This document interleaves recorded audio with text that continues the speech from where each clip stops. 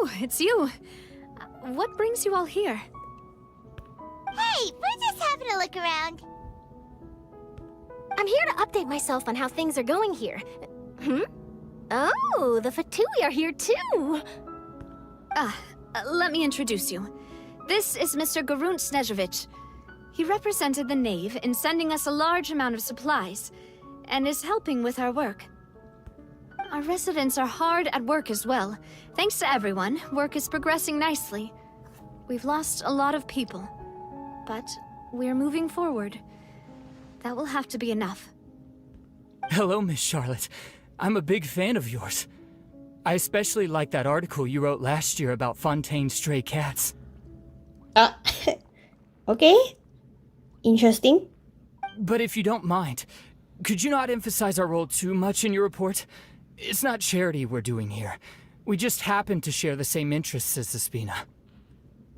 I get where you're coming from. I'll keep it as simple as possible. Or would you be willing to feature as friendly neighbors? That would be fine. Thanks. Oh, you're back too. How are things? We finished laying down the construction materials.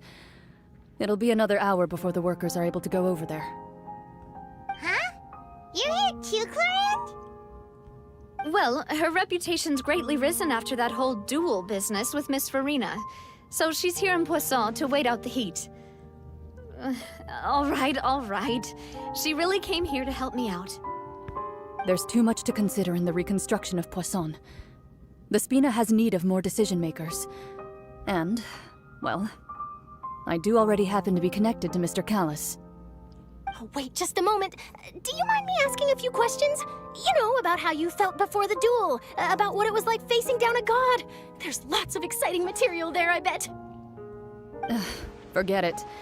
I'm sure you can find a better theme than that, Miss Charlotte. I see you're the same as always. Couldn't you do me a favor, for Navia's sake? Well, if we're talking about doing things for my sake, you might as well just take a few more photos of me. Or of the Traveler. It's better than wasting time persuading Clorinde, at any rate. Of course I will. I'm not gonna let her off that easy. All right, then everyone who wants to be in the photo, gather up. And smile! Oh, that's a nice picture. How did it go? Was it a good shot? Did Paimon look cute in it? Not bad. Your addition really helped the composition of the picture. All right, hang on a moment. Let me snap a few more shots.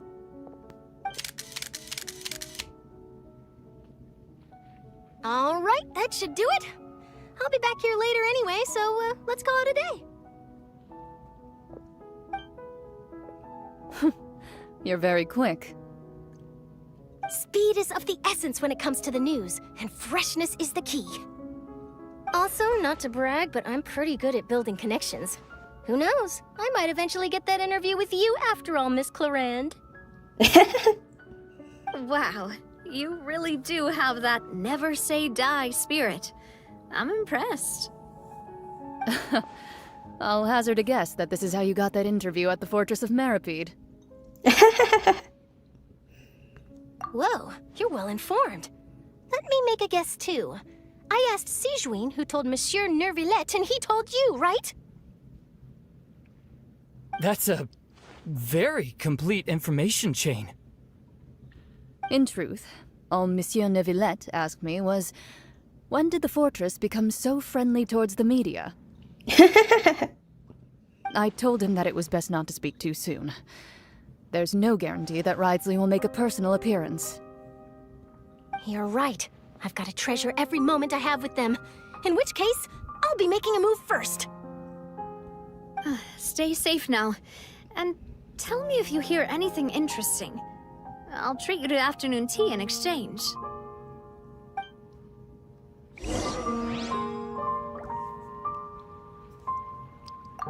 You seem curious about the fortress. Of course. That Wriothesley. I still remember going down to the fortress to grill him for information on my father's case. What? Boy, did he Wow. take me for a ride. Without telling me anything, of course. Wow. But he did invite you to tea, didn't he? 2 large pots of it, in fact. Oh. It was good tea, though. Wow. I have to agree. The tea there is very good. Ah, speaking of that, would you like to have some today? I mean, you've got time, right? Well, I'd be partial to some shortbread. Wow, it's like we've got a menu or something. Sure. Good. What flavor of biscuits would you like, Mr. Snezhovich? Me? I'm fine with anything. But I would prefer chocolate, should you have it. All right. Leave it to me. I'll go over the newly arrived supplies with you later, Mr. Snezhovich. We should be able to finish the preparatory work today. That works great for me. Huh. Is it just me, or did you get a new lipstick? I did. It was a gift from Sigewinne. Want to give it a try? I think the color would suit you, too.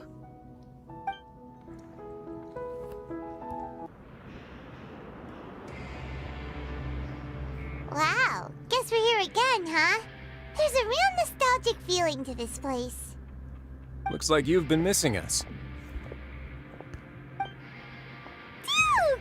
Did you come all the way to the entrance to greet us? Of course. I'm here to welcome you and our dear Miss Charlotte, whom our good head nurse recommended to me. It's an honor to finally meet the much-rumored Duke. Thank you for consenting to my visit to the fortress, sir. No need to thank me. But that said, I shouldn't be the focus of your interview. I trust you recall our agreement? Of course, of course. All right then, this way.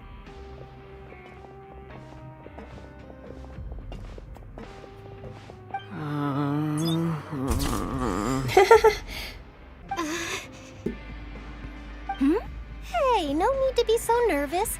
I've already taken all the photos we need. Miss Charlotte, do these pictures really need to be published on the cover of the Steambird? It would seem that Miss Lorvine doesn't want her face to appear beside that of Mr. Jurier, Sir, please don't say things like that. But it looks like dear Mr. Jurier denies it. Might this interview be very important to you, then? No, I just... Oh. This is my first time being interviewed, and I'm very thankful to the Steambird for... Now, I might not look it, but I actually did meet Mr. Edwin once. And I'll be honest, I enjoyed chatting with you more.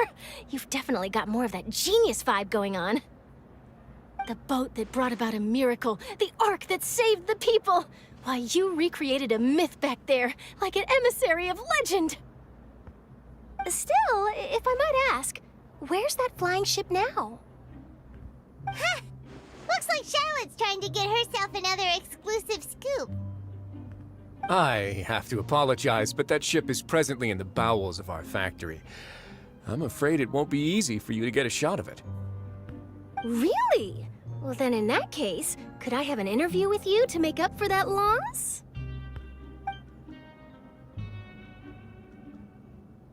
You already know my answer, I'm afraid.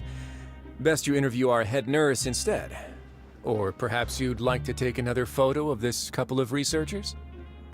Did you really have to use the word couple? Well, then, 2 solo photos will do. Is my hair messed up? Please, someone help me have a look. Things sure are getting pretty lively here. We've seen this kind of thing before.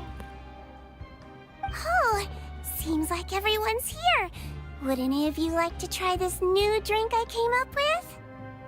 Ah, Sigewinne. Hey, Miss Charlotte. Why don't you, take some pretty photos of our head nurse? They all don't wanna try it. Sure. Come on, Miss Sigewinne. Over this way. Let's find a brighter spot. Huh? Sure. Do I have to smile? So, how have things been at the fortress? Same old, as you can see. Fontaine's undergone some changes, but this place is still more or less the same. Other than that flying ship, It got a tad too much attention, I think.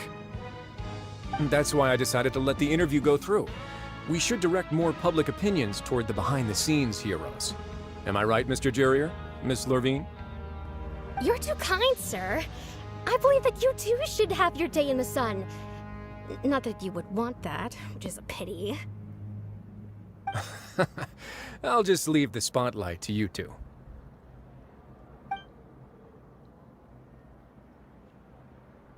I see. Lots of things happened that day, huh? Anyway, regarding that Harbinger, I'm not sure you remember, but his 3 young followers are still waiting for his return. He sure did win them over, huh? I'll tell them that there's good news and bad news. The good being that their boss seems fine, and the bad being that they must face extended sentences for abetting his escape. Oh, actually, what about you? Are things gonna change for you too? What change can there be? The fortress will keep chugging along, and so will my duties. As to what Miss Farina's departure will mean for the nation, and if our laws and governance will be transformed, we'll leave those to the folks in the overworld. Hey everyone, the photo shoot's done.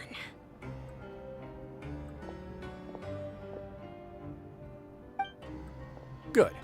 In that case, let's call it a day here. Thanks for your cooperation. Come on, Traveler, let's go. Till next time, everyone. There'll be a next time? Maybe.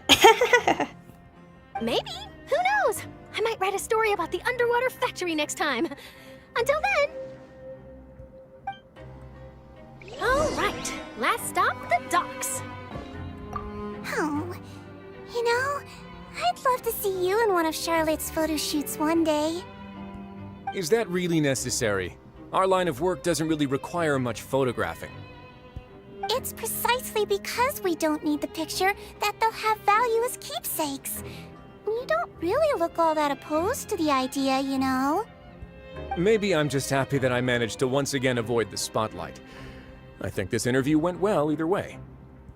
Yes, you successfully kept prying eyes away by using Mr. Jurier and Miss Lorvine as shields. Very good. You should be happy for them. They have a bright future ahead of them.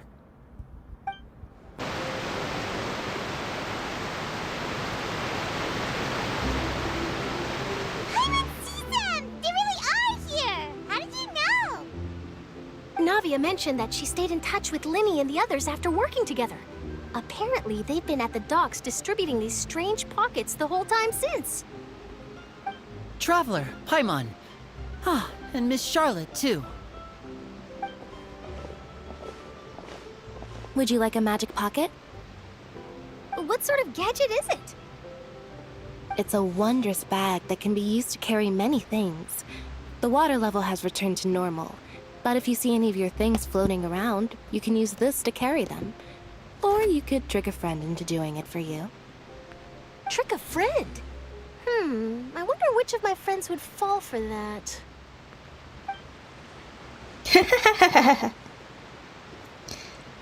You could just make a friend like Freminet here. Isn't that right, Freminet? Is this what you meant by, I'll help you make some more friends? To be honest, that sounds pretty sweet. Could I have your contact, please? Sure. Please, write down my address. You sure are working hard to help Freminet socialize. He was the one who proposed doing this. He even wants to assist in our magic shows. Aw. Yes, I was planning to first introduce Pear as an assistant, and later Freminet himself. In the future, I think we can leave underwater escape magic to him too. That said, would anyone want to see a diver escape underwater? Good question. Oh, it'll work out. Every journey begins with the first step. He'll become a part of our show eventually. Lynette, could you come over? Miss Charlotte says she wants to take a picture of us. Got it. My, that Charlotte is rather perceptive. She got rid of everyone the moment she realized I had something to say to you. So, how have things been, Traveler? Father says that you did a great deal during the latest events. She's very grateful for your contributions to Fontaine. That's all right. We were more than happy to help. So, what's she doing now? Oh, I guess you haven't heard. Well... After Lady Freminet left, Father and Monsieur Neuvillettte opened negotiations, during which he gave Fontaine's Gnosis to her as a diplomatic gift. A diplomatic gift? A Gnosis? Yes, I was quite surprised at first myself. But when I thought it over, there were actually a number of things going for it. It could have been done as an apology for the incident with Lord Child, or as thanks for his help in tying the all-devouring narwhal down. Furthermore, Father did also lend significant aid to Fontaine and Poisson. Well, that's true, but this is a Gnosis we're talking about. Doesn't this seem a bit... irresponsible?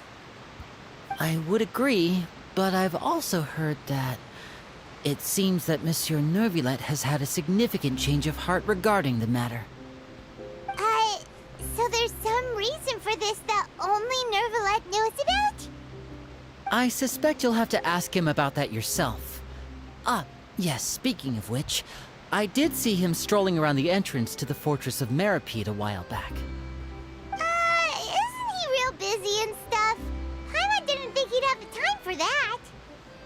But back to the topic. The Gnosis was given to the knave, right? What about Child? They say that he's returned to Snezhnaya to recover from his wounds. Oh. I hear that the recent disaster really did a number on his health. Well, I guess I can now call him one of my war buddies. That's true. When you think about it, we've had loads of run-ins with the Fatui. To think we'd be allied with them this time. So shocked by such a simple switching of sides?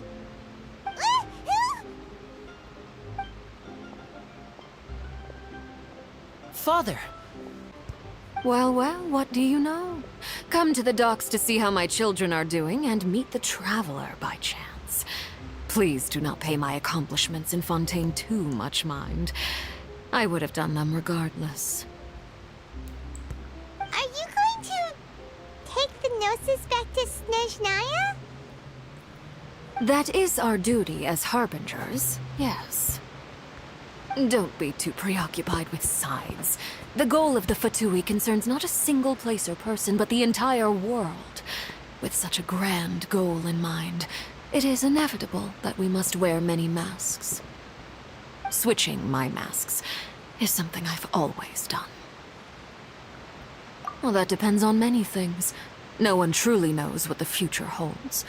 What good is honesty if you can't rely on it forever? As for you, I very much look forward to our next collaboration. Good things cannot be achieved alone, and you've proved yourselves to be great partners. Alright, his vision. A vision? Alright. I'll remember to return it. Thank you for keeping it safe for him this entire time.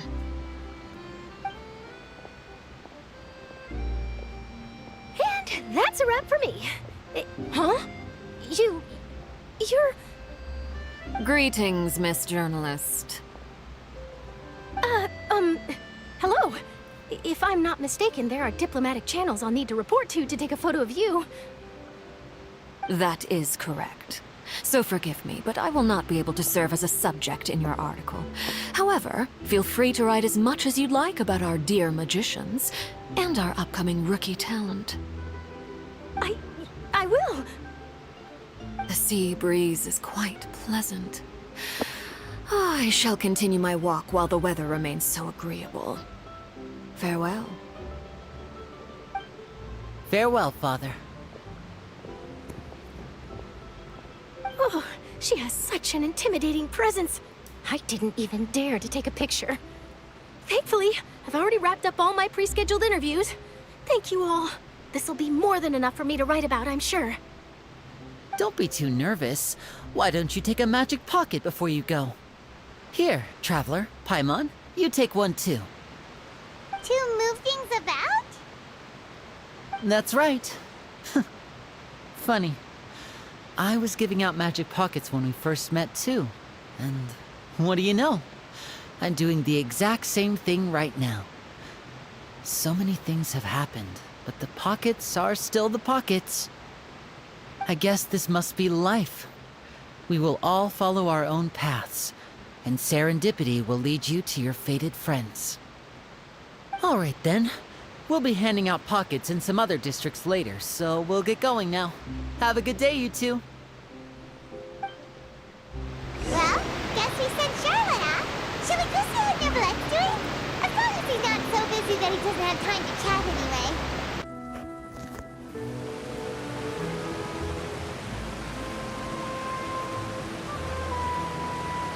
So, you really are here, Neuvilette. I didn't think you were going to have free time this hour of the day. Really? Oh, I suppose you must have met Mr. Lyney. He took the time to greet me earlier when he passed this way. In any case, you came at a good time. I was just considering reaching out to you to set up a meeting, so I may explain some things that I haven't had the time to before. Aw, Paimon's glad that you remembered. Thank you for keeping us on your mind, what with you being busy and all. Alright, let's have it then. How was Fontaine actually saved? The whole business is still quite the mystery to us.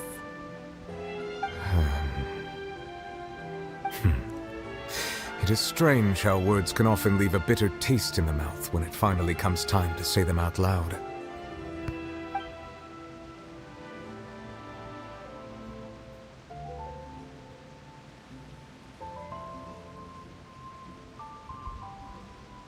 Whoa. So that's what happened? Focalor destroyed the divine throne of the Hydro Archon and restored your power to you, transforming you into a fully fledged elemental dragon sovereign. But Paimon still doesn't quite get what you did to save the Fontainians from dissolving. For me, the authority of the ancient dragons refers to absolute control over the hydro element. Fontainians were incomplete humans born of Egeria's use of the power of the primordial sea, with constitutions similar to that of mimics. But so long as those primordial energies remain within them, I could use the ancient dragon's authority to grant them true blood, after the fashion in which life was first brought into being on this planet. In other words, when I gave my verdict, Fontainians became true humans, and thus would naturally no longer be dissolved by water from the primordial sea. Focalor must have counted on you to make that decision as well. Your verdict was the key to making the prophecy appear to have come true while saving everyone.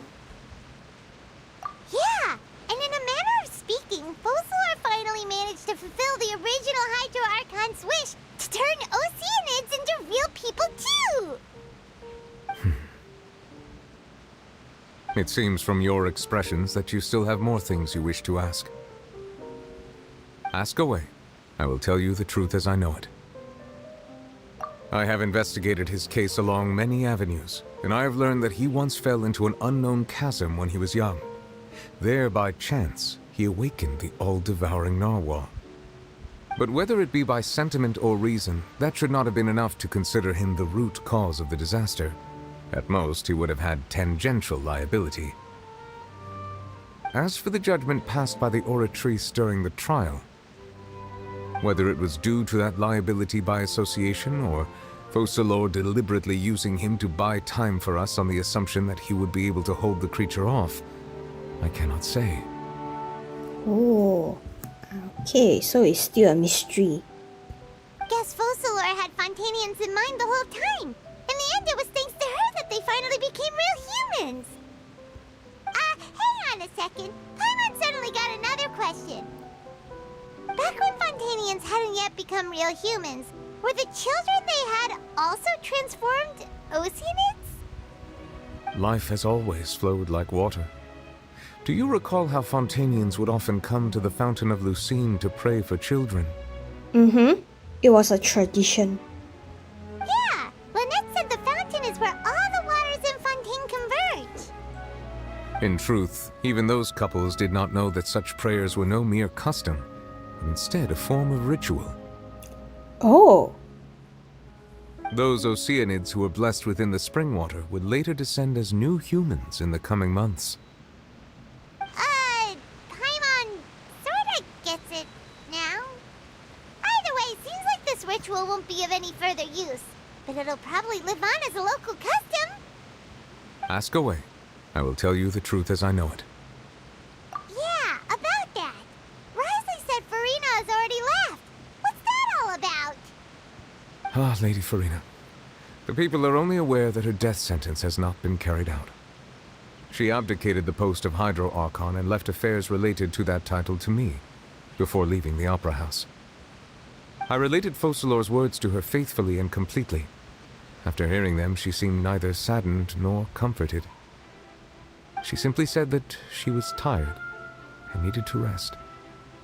Having said that, she then packed her things and moved out of the Opera House, not unlike how an ordinary person might.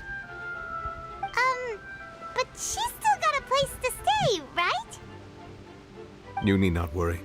I will make arrangements to ensure that she will not want for food, clothing, board, or travel.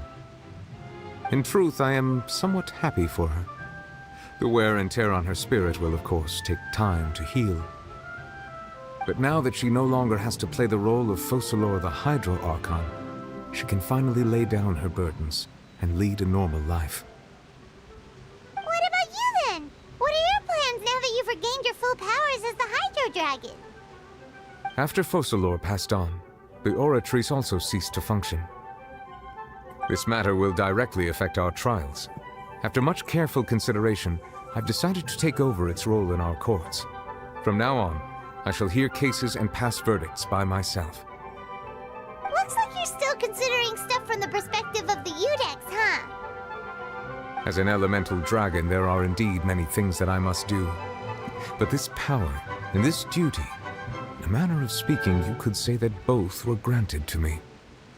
As such, before I attend to my other responsibilities, I must first and foremost continue to serve Fontaine as its highest judge.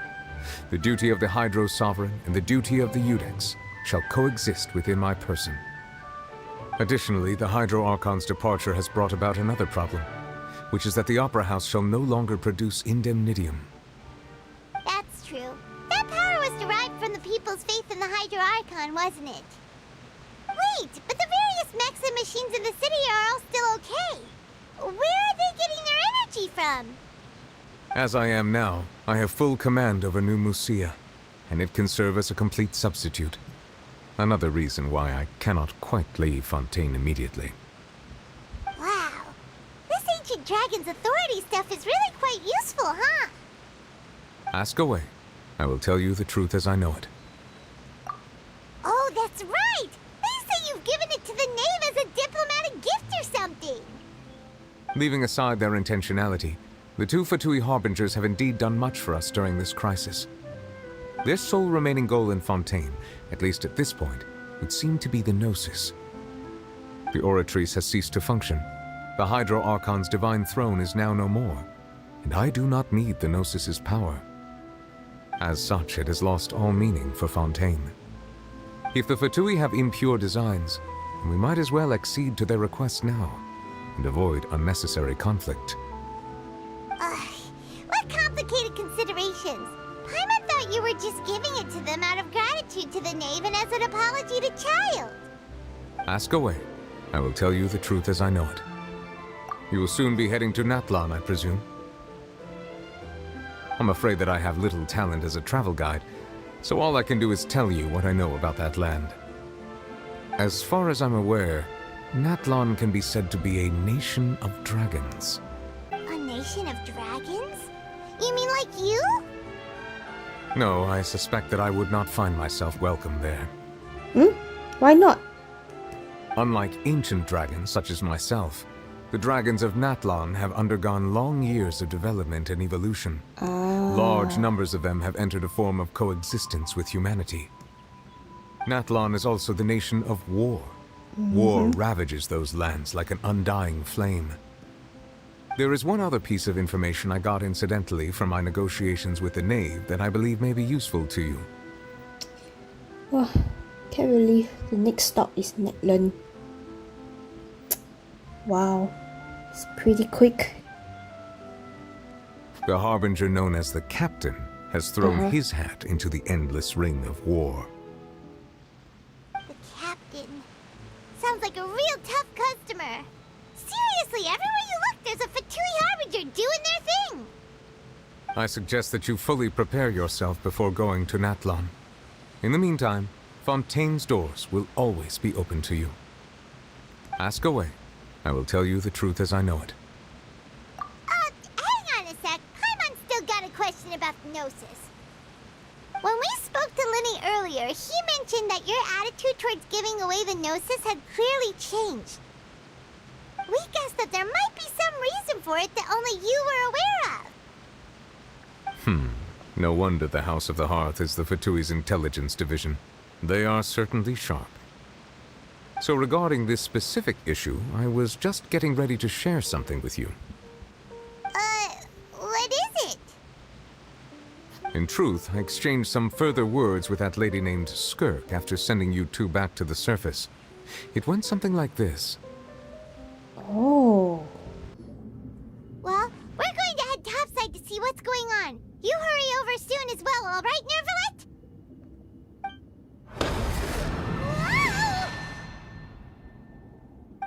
What next? The all-devouring narwhal isn't here, so I'm no longer getting any interference. I can finally catch the scent of your power, what it's made of. It is the authority of the planet's primordial dragons, but with something very similar to a god's curse mixed in. It's quite a novel blend. Wow. Cursed? He's under a curse as well. I'm sure I've Well, encountered sort something of. like this before. What was it again? I do not know what you speak of. Of course. How could I forget?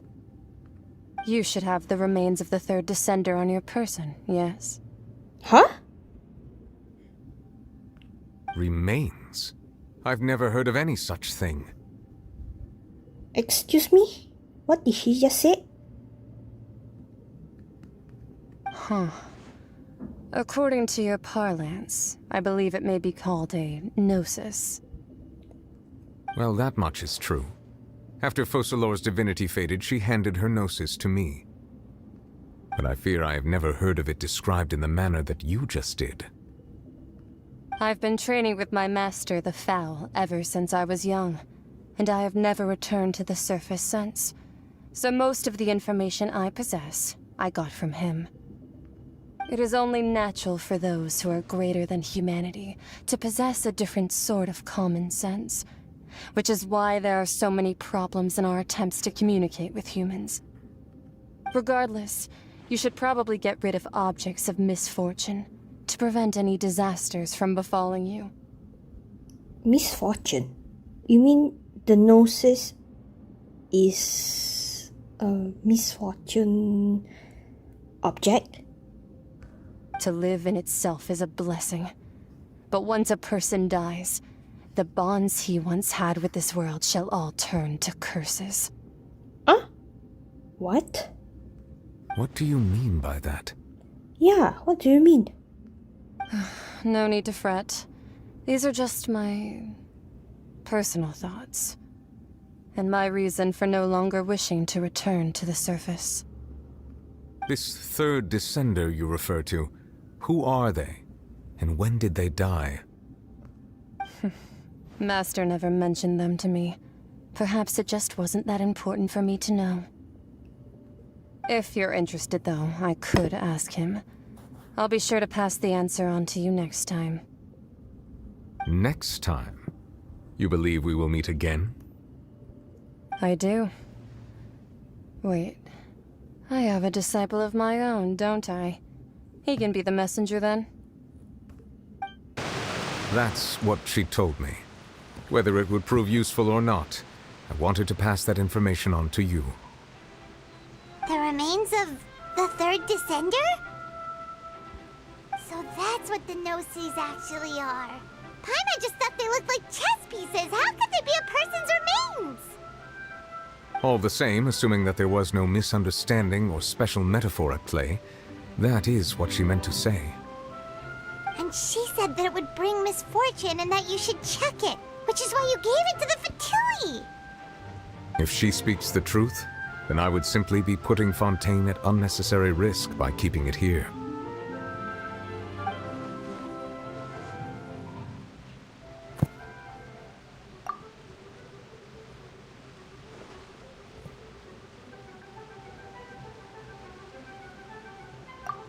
I had guessed that you might already be familiar with this concept, but I did not expect you to be one of them. That means that the Gnosis, which are exceedingly element-compatible and can even enhance elemental abilities, do indeed come from the third descender. I wonder, does your body also possess similar properties? Like being able to use elemental powers without a vision. That does sort of count as special compatibility, right? No, let's not think about this stuff right now. It just feels creepy. Comparing the Traveler to the dead third descender and all. That's what you say, but this topic still feels like bad luck. Once Child recovers, let's get some more answers out of him. Or go look for his master and get the answers that way. I too believe it unwise to make too many blind guesses when information is lacking. The same is true of being at court. Agree. Alright. Whatever the case, it seems like the crisis here in Fontaine's over for now. Yes. All of Focalor's efforts were for this moment as well. But she sacrificed herself in the end as a god, and she suffered through all those years as a human. Was that really what she wanted? I suppose that would be the mystery of a god's will. I suspect not. But once in a while, I too would guess that if wishes were like the clouds in the sky, they will one day return to the earth as raindrops. Life flows like water, and rain is the final answer. The water levels may sometimes tilt one way or another, but the rain falls fairly upon all. And what, ultimately, is the difference between the rains that fall upon all of us?